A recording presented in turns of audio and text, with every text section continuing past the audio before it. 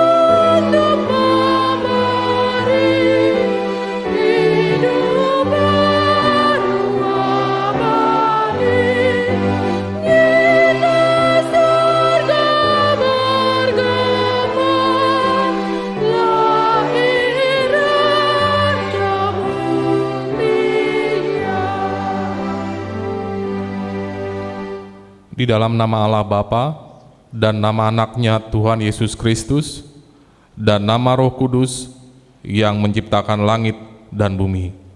Amin. Sebab seorang anak telah lahir untuk kita, seorang putra telah diberikan untuk kita. Lambang pemerintahan ada di atas bahunya, dan namanya disebut orang Penasehat Ajaib, Allah yang perkasa, Bapa yang kekal, Raja damai. Haleluya.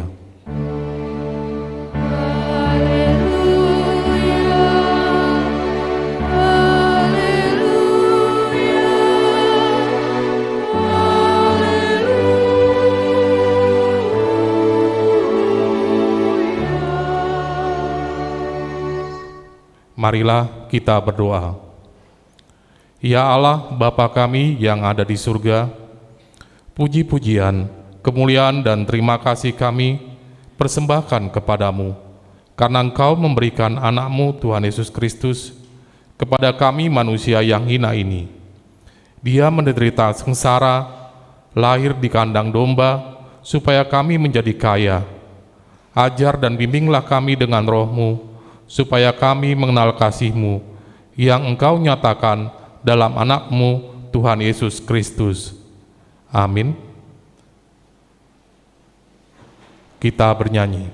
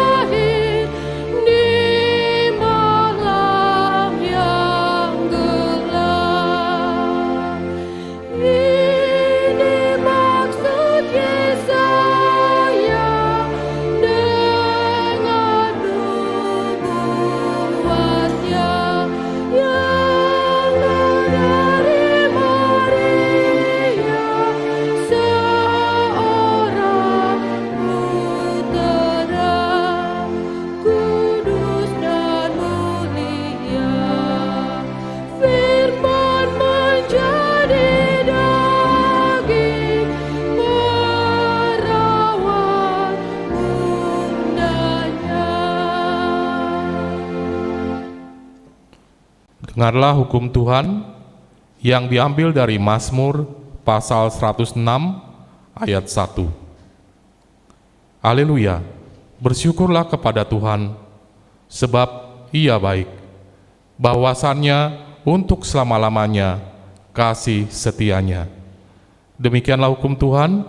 Marilah kita berdoa memohon kekuatan kepada Tuhan untuk melakukan hukum-Nya. Ya Tuhan Allah, kuatkanlah kami melakukan yang sesuai dengan hukum-Mu. Kita bernyanyi.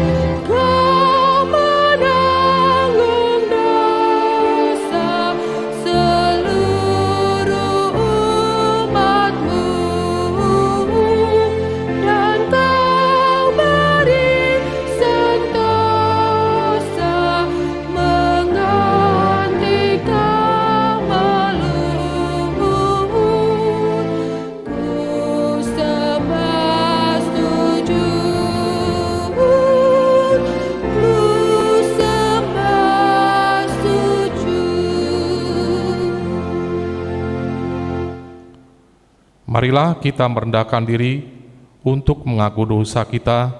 Kita berdoa.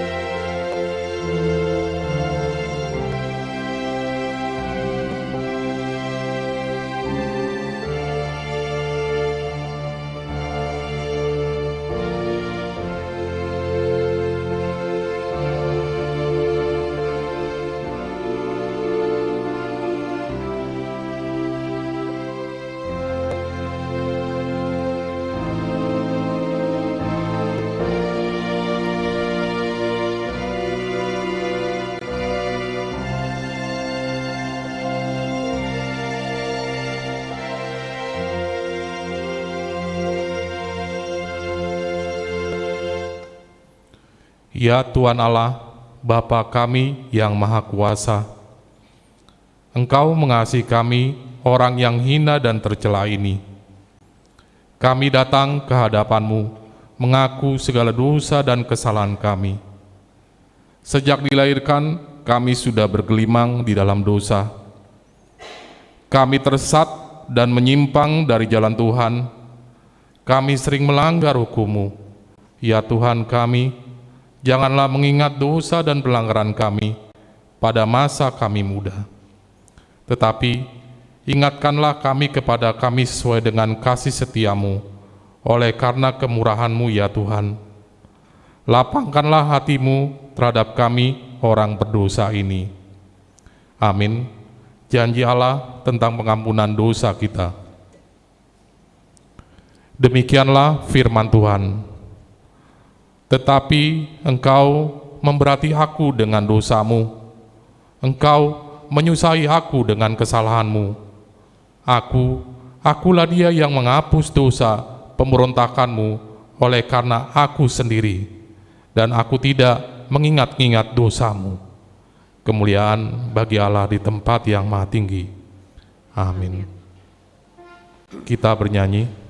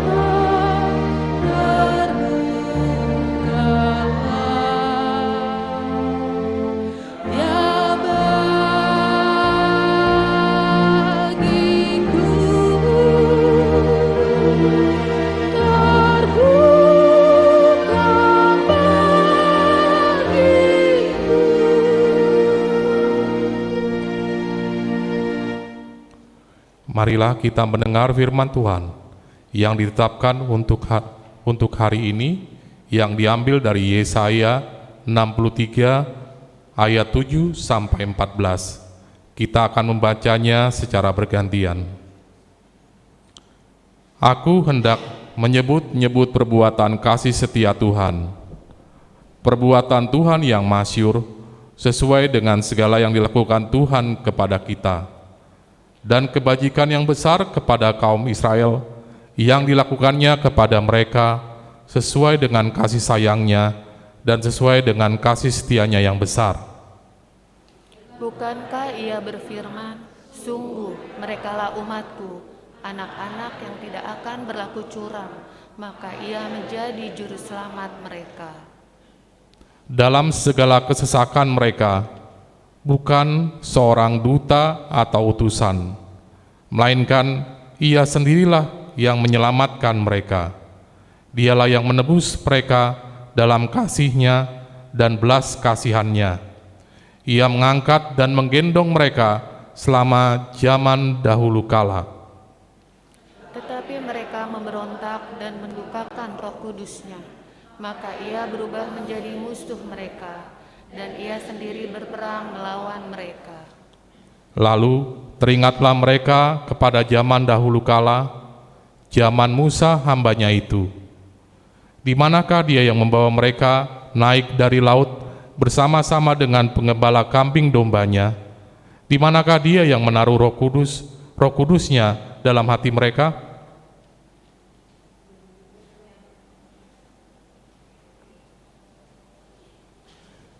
yang dengan tangannya yang agung menyertai Musa di sebelah kanan, yang membelah air di depan mereka untuk membuat nama abadi baginya, yang menuntun mereka melintasi samudera raya, seperti kuda melintasi padang gurun, mereka tidak pernah tersandung. Seperti ternak yang turun ke dalam lembah, Roh Tuhan membawa mereka ke tempat perhentian. Demikianlah Engkau memimpin umat-Mu untuk membuat nama yang agung bagimu. Demikianlah firman Tuhan. Berbahagialah orang yang mendengar firman Allah serta memeliharanya. Amin. Kita bernyanyi.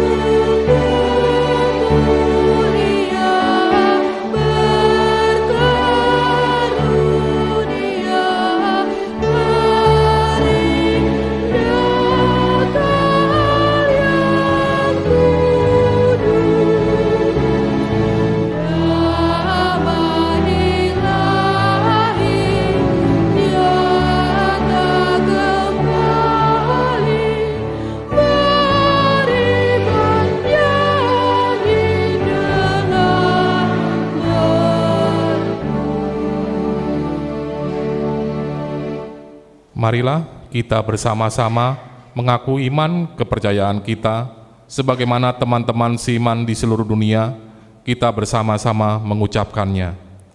Aku percaya kepada Allah, Bapa yang Maha Kuasa, pencipta langit dan bumi.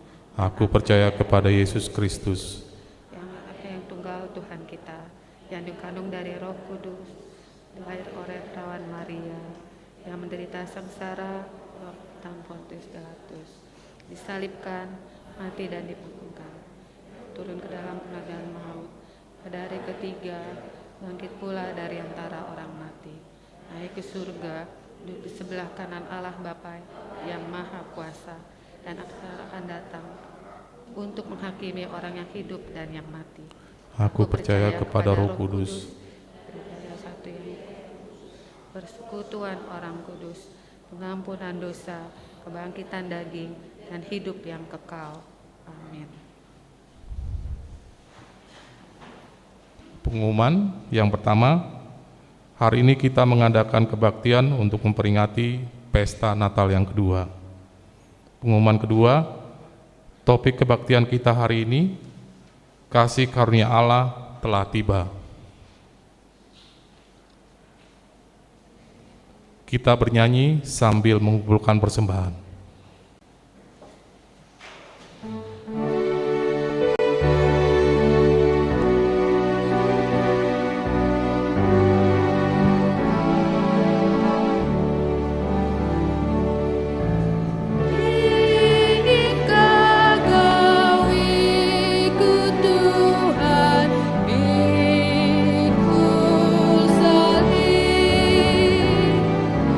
Jangan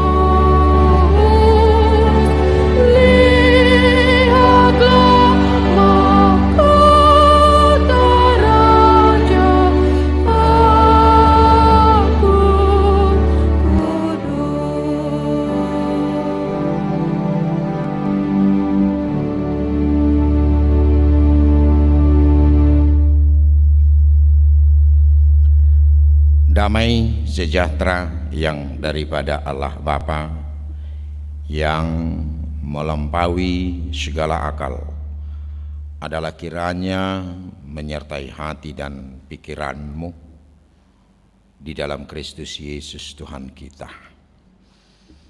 Amin. Firman Tuhan yang menyapa kita pada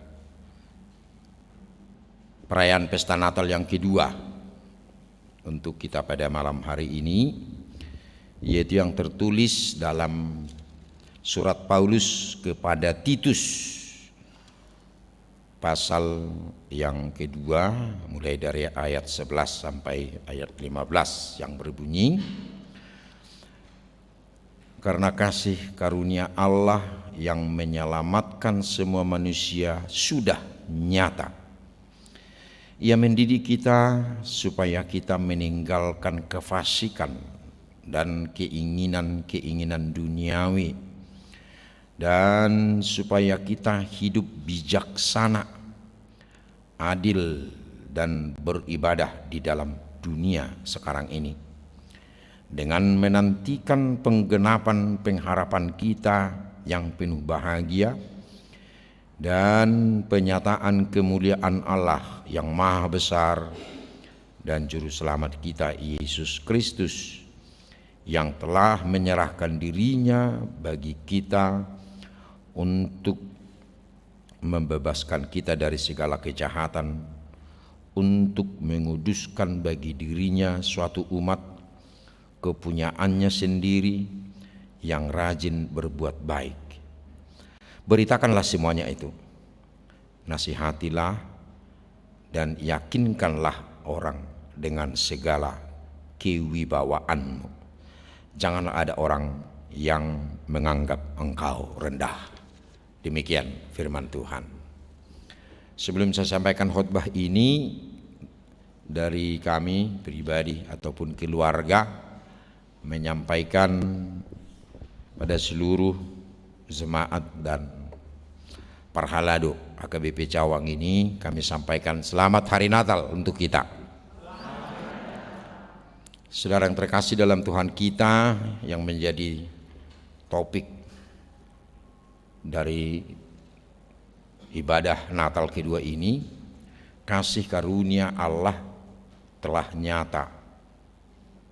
Kasih karunia Allah telah nyata.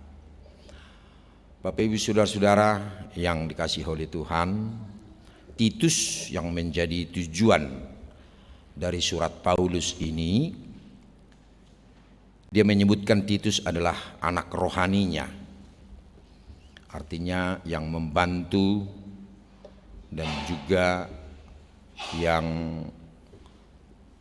menyerahkan kehidupannya itu Titus untuk pelayanan bersama-sama dengan Paulus.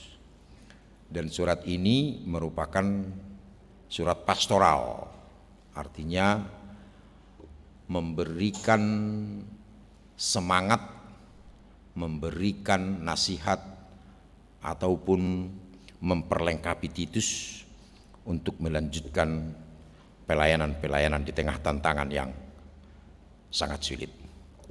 Namun nas ini berbicara bagi kita di tengah perayaan Natal yang memberikan arti sebagaimana dikatakan tadi dalam topik kita, kasih karunia Allah telah nyata.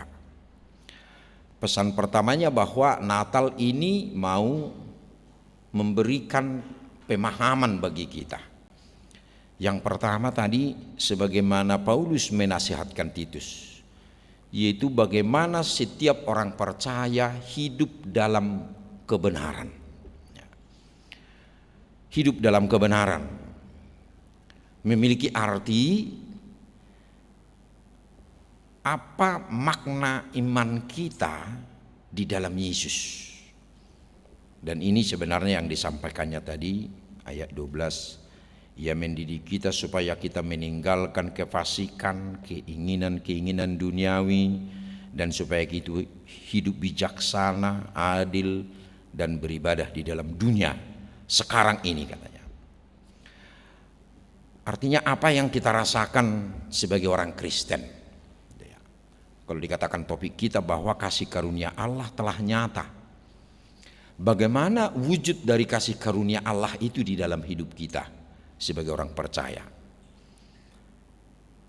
Kalau saya katakan apa yang kita rasakan sebagai orang Kristen, apakah boleh kita katakan begini?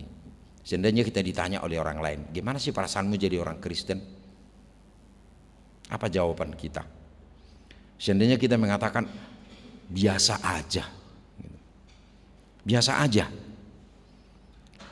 Bagaimana perasaanmu setelah kau berdoa kepada Tuhan? Ah, biasa aja. Bagaimana perasaanmu setelah kau mengikuti ibadah? Biasa aja. Bagaimana perasaanmu setelah kau perjamuan kudus? Ah, biasa aja. Kayaknya nggak ada apa-apa gitu loh. Ini menjadi persoalan kita gitu. Ya.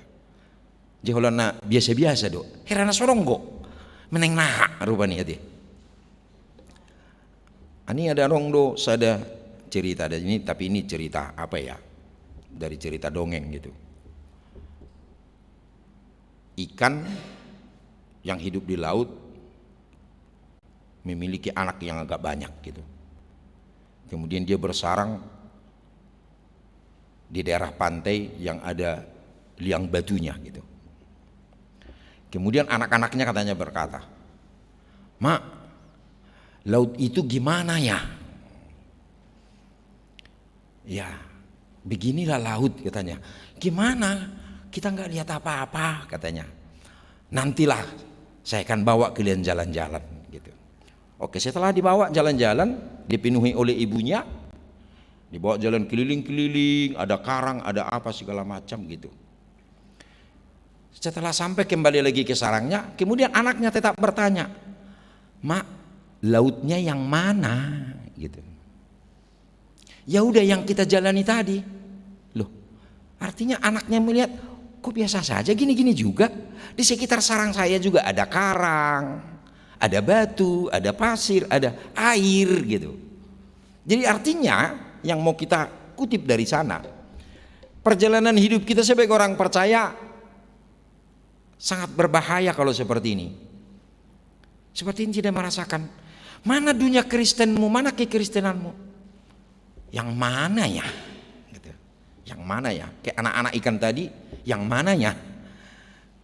Mana lautnya katanya. Padahal dia sudah hidup di laut, lahir di laut, dibesarkan di laut, segala sesuatunya di laut. Tapi dia tetap bertanya, mana laut?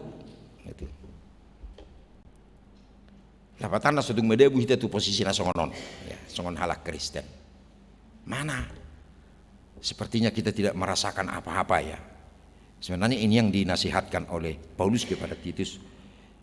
Artinya bahwa kasih karunia yang telah kita terima, yang Allah menyelamatkan kita, Ia mendidik kita katanya. Nah, ini mendidik kita, mengajar kita meninggalkan kefasikan, keinginan duniawi, agar kita hidup bijaksana, adil, beribadah.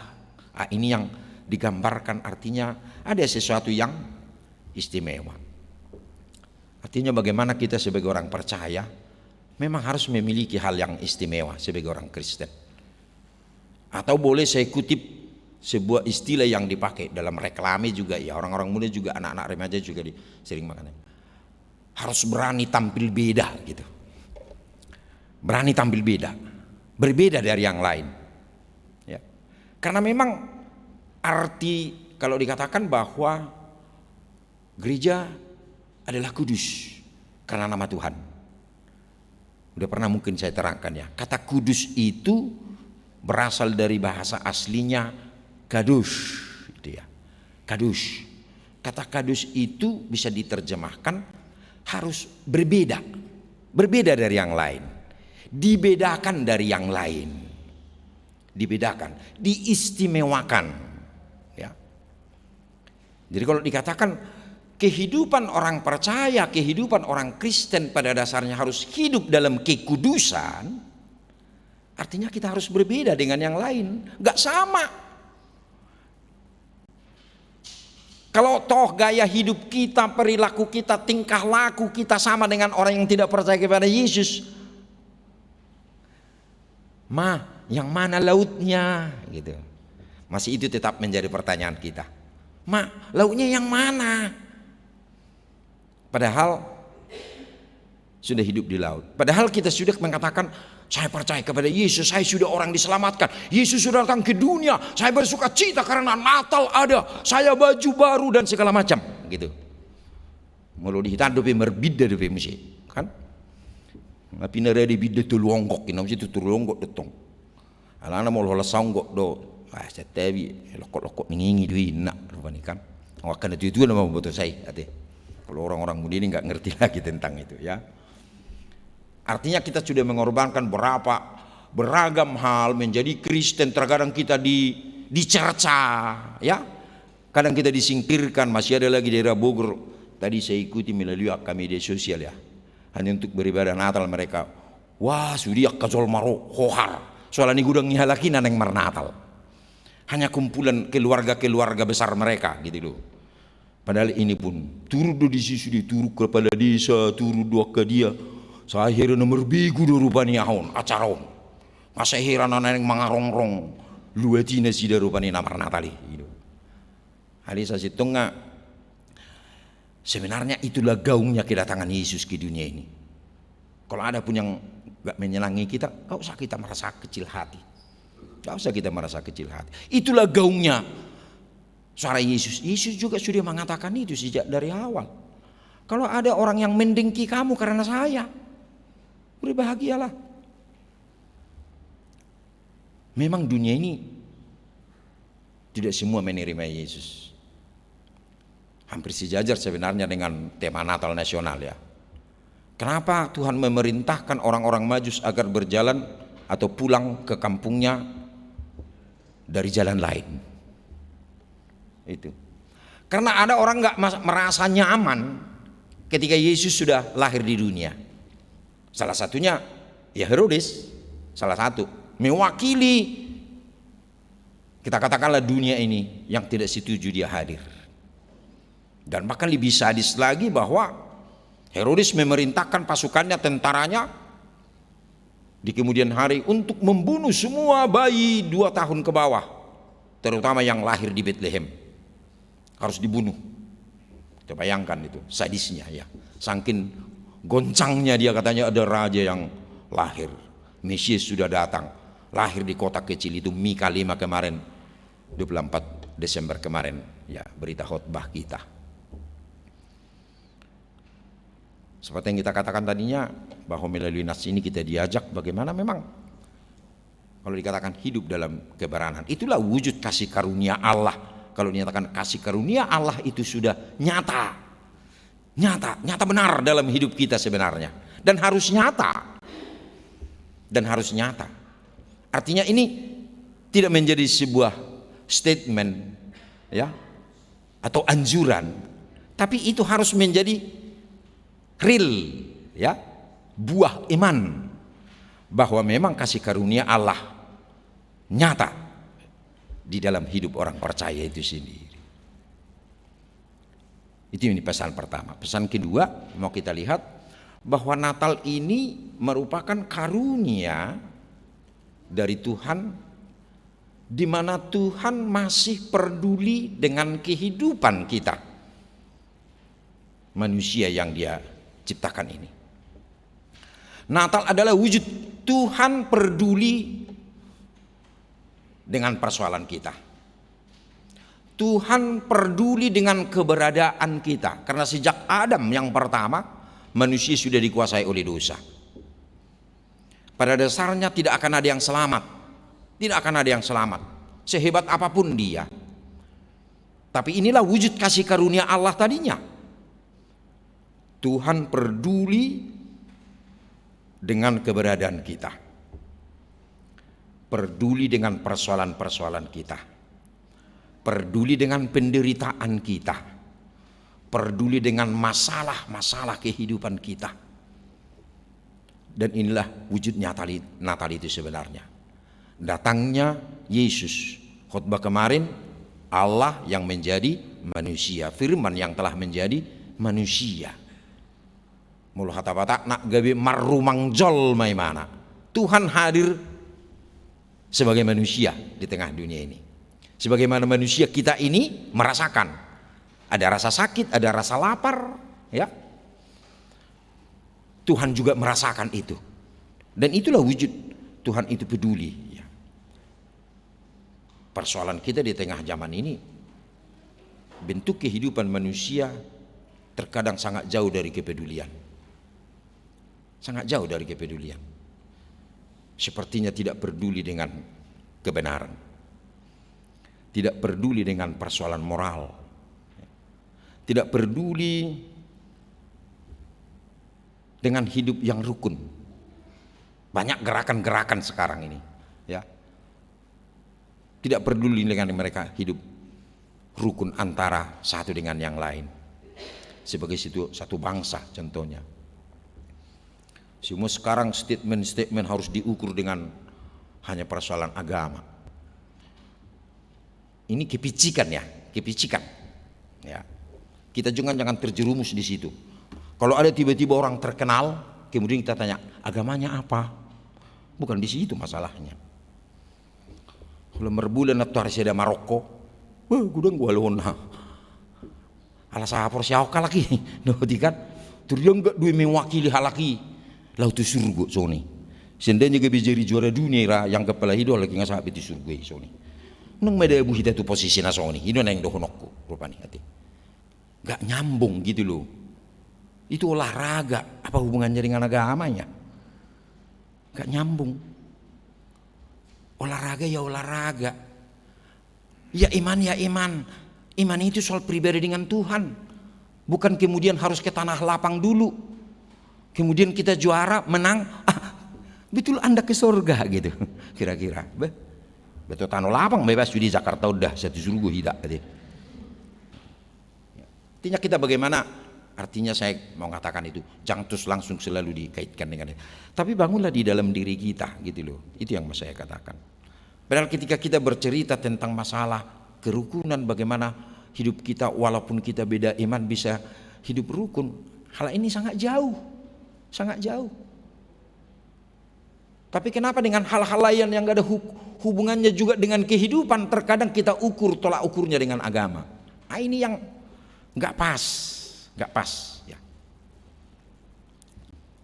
Termasuk di sisi tengah molosorok pe Kristi pejabat di Indonesia unak pula menek rohat tadi sih. Unak piltur tangga pedang roh Kristi pong pejabat bi inna. Enggak encang. Ayang gotong kohona KPK nom sih alapatan nih kan? Ya sama saja. Saya bukan mau mengejek tapi akhirnya kita mau memalukan gitu loh, kan? Toh nggak memiliki arti. Cuma aku mahida di jabatan biasa-biasa tapi punya arti. Alai mau dihitana tong ikon itu dah. Ayang nang nggak bibeli musiate. Bangunang gabi ita penulian non dihubang. Gabi nasi ngisi bupati, anggue dak pasi, anggue abi dak tarjalo Eropa nih. Masa di hutan tahi dereng bupati, gabi itu kalah isi bupati, ulu bulu nih, adi. Ketok kita dok, inang si Ombing kayaknya mau ada rencananya bupati di sana ya. Memang ikut dukungot tadi, ini tong. Wajar lah di kampung kita raja ya, wajar. Tapi yang mau kita gambarkan melalui pesan Natal ini adalah bagaimana artinya membangun kepedulian itu tadi. Jadi Suster Teresa juga pernah berkata begini, Tuhan tidak akan mempertanyakanmu seberapa banyak hal yang baik kau lakukan, tapi Tuhan mau bertanya sebesar apa cinta kasih yang kau tebar. Ya. Tuhan tidak tanya seberapa banyak yang baik. Melakukan yang baik boleh saja ada pesan sponsor, toh. Tapi mereka yang menyebar cinta kasih pasti akan melakukan yang baik. Itu yang mau dimaksudkan. Jadi artinya bagaimana buah daripada iman kita ya. Wujud daripada cinta kasih Allah sebagaimana Tuhan datang ke dunia ini menjadi manusia. Dan itu sebenarnya makna Natal itu sendiri. Bagaimana cinta kasih yang disebar oleh Yesus kedatangannya ke dunia ini. Dan itulah berita Injil yang sebenarnya. Dan juga selanjutnya melalui nats ini sebenarnya Paulus memesankan juga kepada Titus bagaimana mereka hidup di dalam pengharapan. Hidup dalam pengharapan. Asa totong makirim ade. Seminggu naik talewati nama tahun 2022 ade. Artinya kita mau melangkahkan langkah pasti di dalam Tuhan. Jadi ada pepatah orang seberang perhutanami dan perpani. One step, one self. Nah. Lapatanna jika berani melangkah maka ada pribadi yang baru ditemukan di dalam dirimu gitu. Tapi langkah yang dimaksud adalah langkah dalam Tuhan gitu. Langkah dalam kepastian karena iman, karena pengharapan. Sama seperti orang Majus tadi agar mereka ke jalan yang Tuhan tunjukkan. Beranikah mereka melangkahkan langkah jalan yang ditunjukkan oleh Tuhan atau kembali mereka ke jalan yang mereka lalui sebelumnya? Karena mereka udah tahu. Mereka udah tahu jalan itu, bukan tidak tahu. Dan dari sana juga istilahnya mungkin boleh kita katakan saya udah tahu jalan. Atau mungkin kita sudah konsep jalan hidup kita. Kemudian kita bertahan. Saya tahu kok jalan. Tapi persoalannya bukan masalah kita tahu jalan atau tidak. Tapi persoalannya ialah maukah kita berjalan di jalan Tuhan, itu yang menjadi masalah. Dalam membangun, mewujudkan pengharapan kita. Terutama memasuki 2023 ya. Ada lagi isu yang disuarakan oleh pemerintah kita juga bahwa 2023 dimungkinkan ada resesi ekonomi ya. Waduh hitasa hot di bagasa pakirimon. Kita tidak ragu. Tapi harus melangkah dengan pasti. Karena apa? Bagaimanapun 2023 harus kita jalani. Ya toh? Tangan ngobe kita kan nasu ready to 2020 kan? Apalagi kainan namanya itu nanti. Siap ya? Walaupun tidak hanya kami yang tua, yang muda-muda juga sama sebenarnya ya. Kita mau melangkahkan 2023, langkahkan dengan pasti seperti kita katakan dengan merami langkah dalam nama Tuhan dalam pengharapan. Berarti dalam diri kita ada sebuah hidup baru yang di dalamnya Tuhan menyertai kita. Karena Tuhan menyertai hidup kita, rencana kita. Yesus memberkati kita. Amin. Kita berdoa. Terima kasih Bapa di surga, dengan firman-Mu pada perayaan Natal yang kedua ini Tuhan. Ketika Tuhan menyatakan bahwa kasih karunia-Mu ya Tuhan telah nyata di dalam hidup manusia. Untuk itu Tuhan mengajak kami agar kami hidup dalam kebenaran sesuai dengan firman-Mu. Agar kami menyadari bahwa kami adalah orang-orang yang Kau telah tebus dan Kau selamatkan dari jurang kesengsaraan, dari kuasa dosa, dari kehidupan kegelapan. Engkau membawa kami ke dalam hidup yang terang. Sebagai wujud kasih-Mu dan kepedulian-Mu kepada kami, Kau mewujudkan cinta kasih-Mu. Kau datang ke dunia ini menjadi manusia. Untuk itulah Tuhan, bagaimana kami merasakan bahwa Engkau Tuhan yang penuh kasih. Kau Tuhan yang penuh kebaikan. Sangat baik Engkau Tuhan untuk kehidupan kami.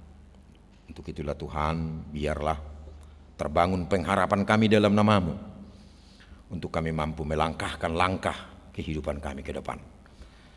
Terutama Tuhan, 1 minggu ke depan kami akan meninggalkan tahun 2022 ini. Kami akan memasuki tahun 2023 yang Tuhan anugerahkan kepada kami. Agar kami penuh dengan pengharapan dan yakin bersama Tuhan kami melangkah.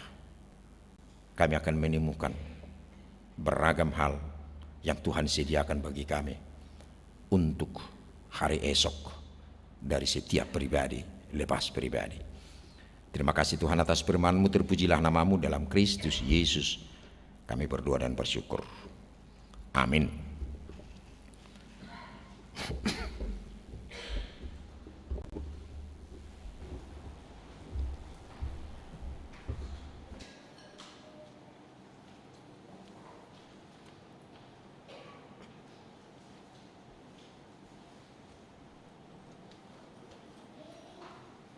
Kita angkat pujian kita dan kita menyerahkan persembahan kita.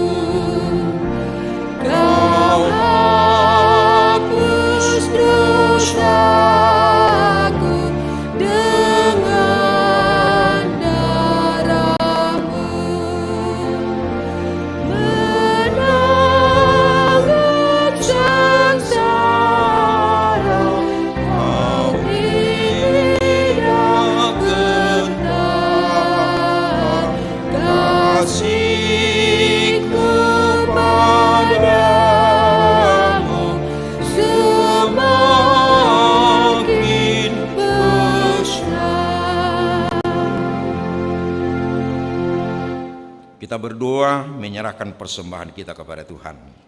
Ya Allah Bapa kami yang di surga, kami mengaku bahwa Tuhan adalah sumber dari segala karunia yang melimpah dalam kehidupan kami masing-masing.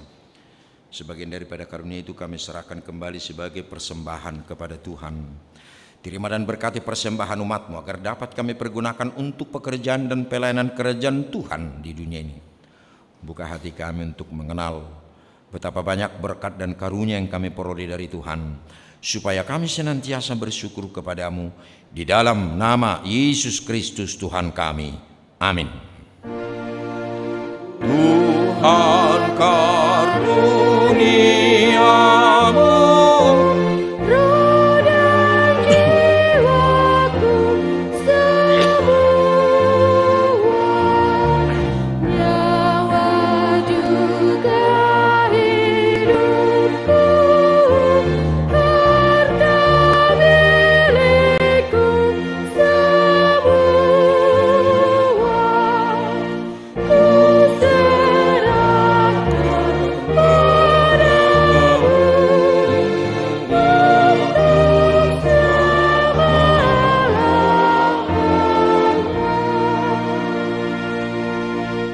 Bapa kami yang di surga, dikuduskanlah nama-Mu. Datanglah kerajaan-Mu, jadilah kehendak-Mu di bumi seperti di surga. Berilah kami pada hari ini makanan kami yang secukupnya, dan ampunilah kami akan kesalahan kami, seperti kami juga telah mengampuni orang yang bersalah kepada kami. Dan janganlah membawa kami ke dalam pencobaan, tetapi lepaskanlah kami daripada yang jahat.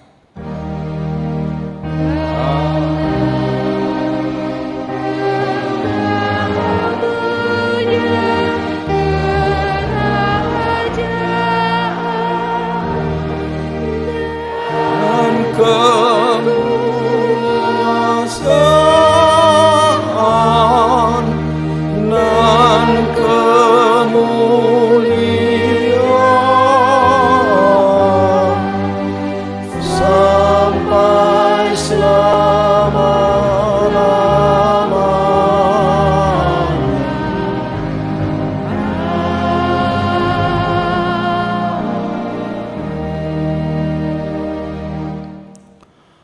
Tuhan memberkati dan melindungi engkau. Tuhan menyinari wajahnya kepadamu dan memberimu kasih karunia.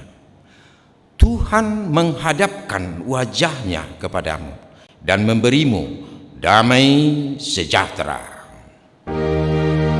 Amin.